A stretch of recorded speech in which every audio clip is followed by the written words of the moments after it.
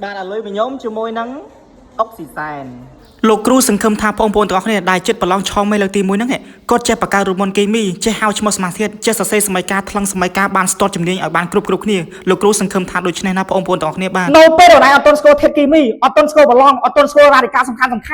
អូនឯងអត់ទាន់ចេះបកកើតរូបមន្តគីមីទេអត់ចេះបកកើតរូបមន្តគីមីទេអញ្ចឹងនៅពេលដែលអូនឯងអត់ទាន់ចេះបកកើតរូបមន្តគីមីផងតើអូនឯងអាចហៅឈ្មោះអូនឯងអាចសរសេរសម័យការថ្លឹងសម័យការបានអត់គឺមិនបានទេបងប្អូនទាំងអស់នេះគឺមិនបានទេដូច្នេះបើសិនជាបងប្អូនអត់ទាន់ចេះបកកើតរូបមន្តគីមីអត់ទាន់ចេះហៅឈ្មោះសមាសធាតុសរសេរសម័យការថ្លឹងសម័យការនេះមានអានេះតបងប្អូនទាំងនេះយើងចិត្តប្រឡងហើយណាហើយណាមួយទៀតយើងចិត្តប្រឡងឈោមេហើយចិត្តប្រឡងឈោមេសភនេះអាចជួយបងប្អូនបាននេះ50វិញ្ញាសាគឺមានចម្លើយទាំងអស់ជូនបងប្អូនទាំងនេះបាទមិនត្រឹមថាប្រឡងប្រចាំខែឈោមេហើយនឹងឌីប្លុមគឺមានទាំងអស់តែម្ដងបងប្អូនទាំងនេះបាទគឺមានទាំងអស់តែម្ដងហើយបើសិនជាបងប្អូនទាំងនេះត្រូវការនេះភ័យរបស់លោកគ្រូណាបងប្អូនណាបាទភ័យរបស់លោកគ្រូឬក៏បងប្អូនទាំងនេះចូលតាមរយៈ Telegram របស់លោកគ្រូវាយពេទ្យថារ៉ាន់សុកលីគឺឃើញ Telegram របស់លោកគ្រូដូចគ្នាណាបងប្អូនណាបាទអរគុណច្រើន